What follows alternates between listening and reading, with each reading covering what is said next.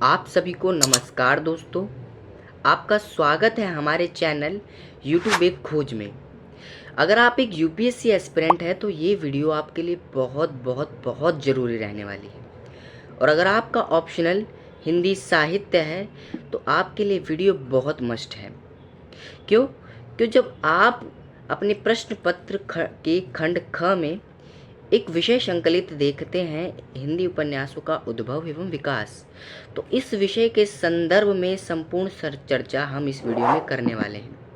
देखिए, विषय काफ़ी विस्तृत है, तो इस विषय को हम मुख्यतः दो पार्ट में विभक्त करेंगे, जिसमें से आज का पहले भाग में हम इसके आधे स्वरूप को जानेंगे। इसके बाद दूसरे भाग में हम इस विषय को विस्तार पूर्वक समाप्त कर पाएंगे और अंत में आप इस वीडियो के PYQ को भी देख पाएंगे जो इस विषय से संबंधित होंगे। तो चलिए अब इस विषय पर आते हैं। हिंदी उपन्यासों का उद्भव एवं विकास। इस विषय को विस्तारित रूप से समझने से पूर्व हमें समझना होगा उपन्यास का अर्थ क्या है। देखिए, जब हम उपन्यास शब्द को देखते हैं तो मुख्यतः उप जमा न्यास शब्द से मिश्रण होकर बना है। यदि देखें तो उप का अर्थ होता है समीप और न्यास का अर्थ होता है रखना, अर्थात सामाजिक जीवन के निकट रखना।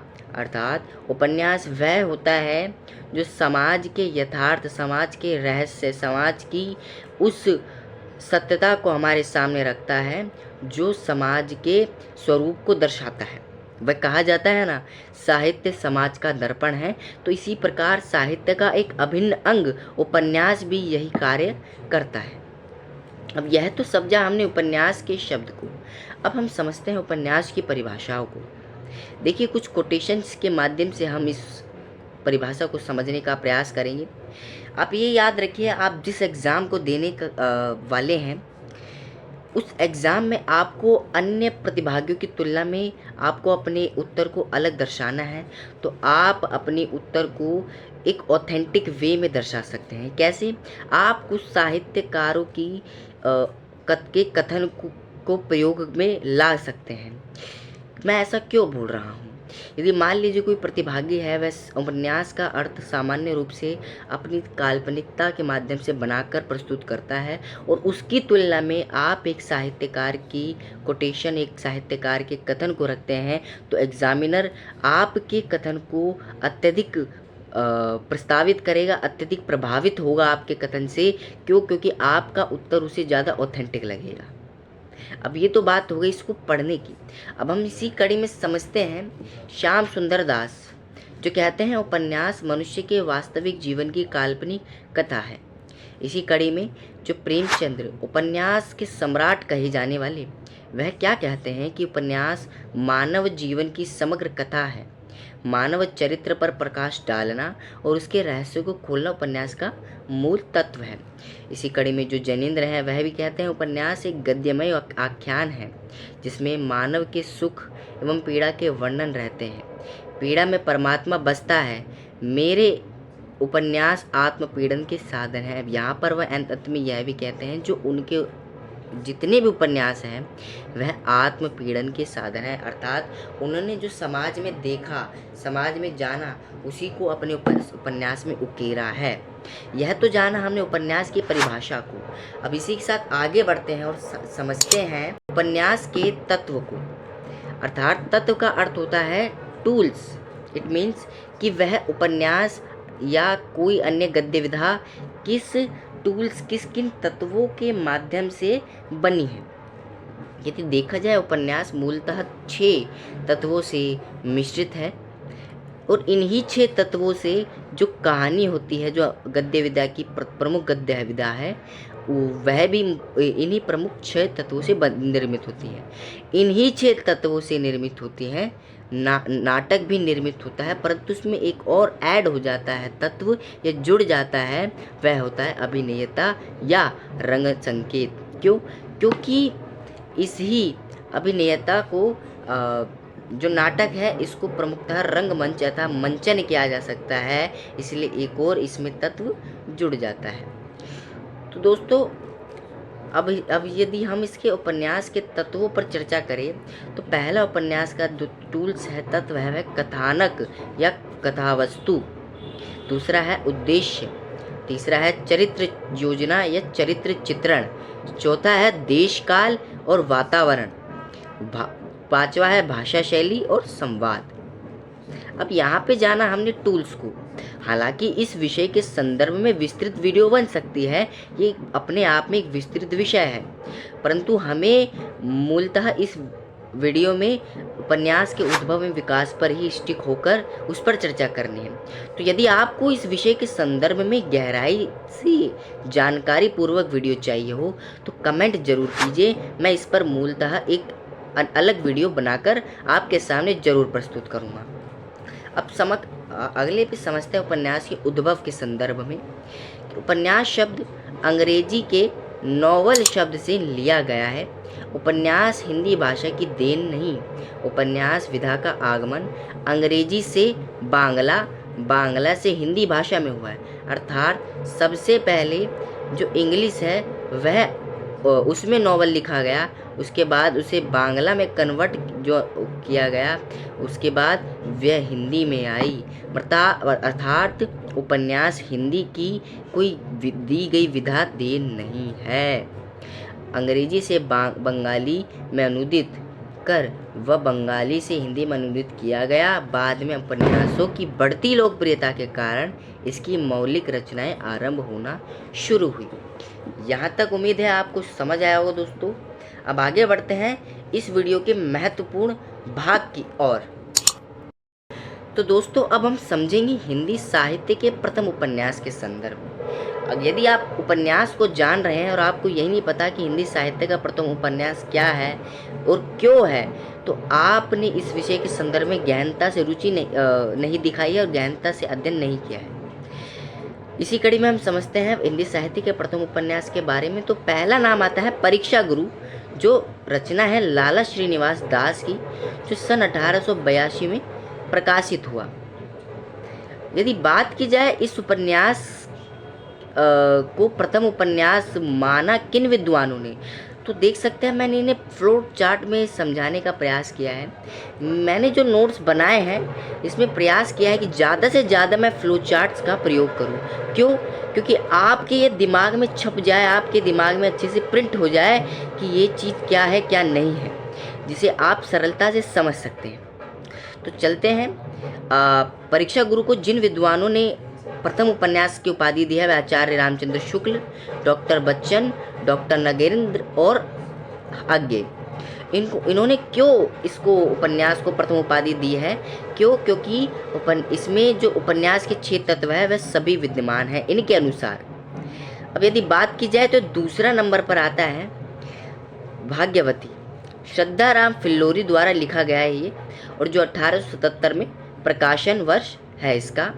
यदि इसकी मान्यता देखें तो किन्होंने इसे मान्यता दी कि हिंदी साहित्य का प्रथम उपन्यास है, तो वह है प्रेमचंद्र और डॉक्टर गणपति चंद्र गुप्त। इसी कड़ी में देखें तो तीसरा आता है पूर्ण प्रकाश चंद्र प्रभा, जो लिखा गया भारतेंदु हरिश्चंद्र द्वारा, जो 1850 के दशक में प्रकाशित हुआ। और जो ये उपन्यास है ये अनुदित का अर्थ होता है अनुवादित, मराठी भाषा से लिया गया है। मराठी उपन्यास था पहले ही, इसे अनुवादित कर हिंदी भाषा में प्रकाशित किया गया फिर इसे। और यदि बात की जाए इसे हिंदी साहित्य का प्रथम उपन्यास कौन मानते हैं? आचार्य हजारी प्रसाद द्विवेदी। इसी के साथ अगला नाम आता है रानी केतकी की कहानी। और इस उपन्यास को देखें तो इस उपन्यास को सैयद इंसा अल्लाह खान द्वारा लिखा गया, जिसे सन 1803 में प्रकाशित किया गया। और इसे हिंदी साहित्य का प्रथम उपन्यास की मान्यता प्रदान की है शिव नारायण श्रीवास्तव जी ने। 5वां नंबर आता है देवरानी जेठानी की कहानी, जिसे लिखा पंडित गौरी दत्त ने, और जिसका प्रकाशन वर्ष है सन 1870 में। और यदि इसकी मान्यता पर बात की जाए तो इसकी मान्यता है डॉक्टर गोपाल राय। अब मैंने आपको यहाँ पे प्रमुखतः 5 ऐसे उपन्यास दिखाए जो अन्य लोगों की मान्यताएं थी कि यह उपन्यास प्रथम उपन्यास है हिंदी साहित्य का, परंतु मूलतः किसको मान्यता सर्व मान्यता प्राप्त है ये हम जानते हैं। नीचे के 4 उपन्यासों अर्थात जो नीचे के मैंने 4 आपको बताए, यह दूसरा, तीसरा और ये चौथा एवं 5वां, ये नीचे के चारों में संपूर्ण तत्व उपस्थित नहीं है। यदि सर्वसम्मति के रूप में देखें तो परीक्षा गुरु जो लाला श्रीनिवास दास जी द्वारा रचित है में सभी तत्व मौजूद है जो उपन्यास में होने चाहिए। अतः सर्वसम्मति के अनुसार सभी अन्य विद्वानों ने परीक्षा गुरु को हिंदी का प्रथम उपन्यास स्वीकार किया। अब आप समझ चुके होंगे हिंदी साहित्य का सर्वप्रथम उपन्यास कौन सा है। परीक्षा गुरु लाला श्रीनिवास दास द्वारा लिखा गया जो 1882 में प्रकाशित हुआ। तो दोस्तों, अब तक हमने हिंदी साहित्य के प्रथम उपन्यास के संदर्भ में संपूर्ण चर्चा कर ली है, विस्तृत चर्चा की है। अब हम समझते हैं हिंदी उपन्यासों का विकास क्रम, अर्थात वर्तमान समय में कई उपन्यास लिखे गए हैं, तो इनका अध्ययन किसी एक काल में नहीं किया जा सकता है। इनकी विशेषता व रचना के आधार पर मुख्य रूप से हम इन्हें 3 रूप में बांट सकते हैं तथा इसके विकास क्रम को जान सकते हैं। अब ये मुख्यतः बात है कि हिंदी उपन्यास परंपरा में प्रेमचंद का महत्वपूर्ण व अनन्य योगदान रहा है। उन्होंने उपन्यास को एक नई दिशा प्रदान की तथा युग प्रवर्तक का कार्य किया। प्रेमचंद को केंद्र बिंदु मानकर हिंदी उपन्यास के विकास को मुख्यतः 3 भागों में विभक्त किया जाता है। अब आपके लिए सबसे महत्वपूर्ण बात है कि उपन्यास के विकास क्रम की जब हम चर्चा करते हैं तो उसमें प्रेमचंद हैं उनको हम उपन्यास का केंद्र मानकर चर्चा करते हैं, उपन्यास का मूल मानकर हम उसे युग में विभक्त करते हैं। इसी कड़ी में समझते हैं। पहला आता है प्रेमचंद पूर्व युग, दूसरा है प्रेमचंद युग, तीसरा है प्रेमचंदोत्तर युग।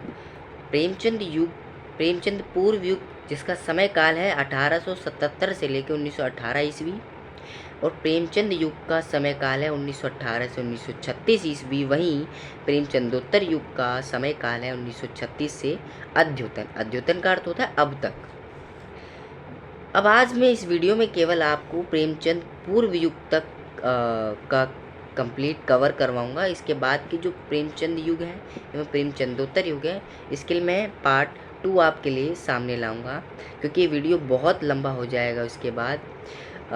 तो समझते हैं प्रेमचंद पूर्व युग मतलब प्रेमचंद से पहले के युग के कौन कौन से उपन्यास रहे और उनकी क्या मुख्यतः विशेषता रही। प्रेमचंद पूर्व युगीन उपन्यास जिसका समय काल 1877 से 1918 ईस्वी है, इसकी मुख्य विशेषता के संदर्भ में यदि चर्चा करें तो पहली बात आती है कि ये शुद्ध मनोरंजन प्रधान उपन्यास है। यहाँ पर मनोरंजनता को अधिक प्रधानता दी गई थी। जासूसी एवं तिलिस्मी, यहाँ पे जासूसी एवं तिलिस्मी जैसी भावनाएं अधिक उपन्यास में देखी जा सकती है। इसके बाद दूसरा है उपदेश प्रधान सामाजिक उपन्यास। यहाँ पे उपदेश प्रधानता भी देखने को मिलती है उपन्यास में। इसके बाद तीसरी कड़ी है ऐतिहासिक उपन्यास, देखने को हमें इसमें मिलता है गाइस। तो दोस्तों, अब हम समझते हैं इस युग प्रेमचंद पूर्व युग के प्रमुख उपन्यासकार कौन रहे थे। इसमें से पहला नाम आता है, इस युग के प्रथम जो नाम आता है वो श्रद्धाराम फिल्लोरी, जिनका उपन्यास भाग्यवती जो सन 1870 में प्रकाशित हुआ, जिसका मुख्य केंद्र रहा था नारी जीवन की समस्या को इन्होंने मुख्यतः अपने केंद्र बिंदु में पिरोया था। इसके बाद आते हैं बालकृष्ण भट्ट, जिनके प्रसिद्ध उपन्यास है नूतन ब्रह्मचारी, और दूसरा है 100 अजान एवं 1 सुजान। नूतन ब्रह्मचारी में मुख्य केंद्र था सामाजिक श्रेणी के उपन्यास। यदि बात की जाए अगले तीसरे नंबर पर जो आते हैं ठाकुर जगनमोहन, जिनका उपन्यास था श्यामा स्वप्न, और इस उपन्यास में स्वच्छंद प्रेम का चित्रण हमको देखने को मिलता है। इसके बाद आते हैं राधा कृष्ण दास, जिनका उपन्यास है निसहाय हिंदू। राधा कृष्ण दास जिनका उपन्यास निसहाय हिंदू, जिसमें हिंदुओं की दयनीय स्थिति में मुसलमानों की कट्टरता का चित्रण हमें देखने को मिलता है। इसके बाद आते हैं देवकी नंदन खत्री, अब यदि बात की जाए देवकीनंदन खत्री जी की, तो ये प्रथम तिलस्मी उपन्यासकार रहे हैं, जिनका प्रथम उपन्यास आता है चंद्रकांता, जो इतना प्रसिद्ध होता है। जो आप इसके बारे में यदि जानकारी देते हैं तो जो अहिंदी भाषी व्यक्ति थे उन्होंने भी हिंदी सीखी, किस लिए? ताकि वो इस उपन्यास को पढ़ सके। तो इस उपन्यास की यह प्रमुख विशेषता रही थी जो देवकीनंदन खत्री ने लिखा था। बात आते हैं इसके बाद किशोरी लाल गोस्वामी, जिनका उपन्यास ऐतिहासिक उपन्यासों कारों के मुख्यतः जनक रहे हैं, जिनके उपन्यास हैं हृदय हारिणी एवं आदर्श रमणी। यदि बात की जाए अगले की, तो गोपाल राय गहमरी, जिनका प्रमुख उपन्यास जासूसी रहा करता था और ये जासूसी उपन्यासकारों के जनक भी रहे, जिनके प्रमुख उपन्यास रहे अद्भुत लाश, जासूस की भूल, बेकसूर को फांसी एवं सरकटी लाश। आप इन नामों में ही गौर फरमा सकते हैं, देख सकते हैं कितने जासूसी पूर्वक नाम रखे गए, शीर्षक ही इतना अद्भुत रखा गया है। यदि बात की जाए अगले की, अंतिम जो है अयोध्या सिंह उपाध्याय, जिनके प्रमुखतः 2 उपन्यास हरिऔध और अधखिलाफू। तो दोस्तों, आपने देखा इस वीडियो में उपन्यास की परिभाषा, उपन्यास के तत्व एवं उपन्यास के विकास क्रम में पहला युग प्रेमचंद्र पूर्व युग को समझा। हम इसी के साथ इस वीडियो को समापन की ओर लेकर जाते हैं और हम इसी के साथ आपके लिए लेकर आएंगे इसी वीडियो का दूसरा पार्ट, जिसमें हम आपको कराएंगे प्रेमचंद युग एवं प्रेमचंदोत्तर युग के संदर्भ में। तो यदि आपको ये वीडियो पसंद आई हो तो इस वीडियो को लाइक ज़रूर कीजिए और आगे ऐसे ही वीडियो देखने के लिए चैनल को सब्सक्राइब एवं बेल आइकन को ज़रूर प्रेस करें। और अगर आपको इस का PDF चाहिए हो तो ज़रूर हमारे टेलीग्राम को डिस्क्रिप्शन से ज्वाइन करें। धन्यवाद।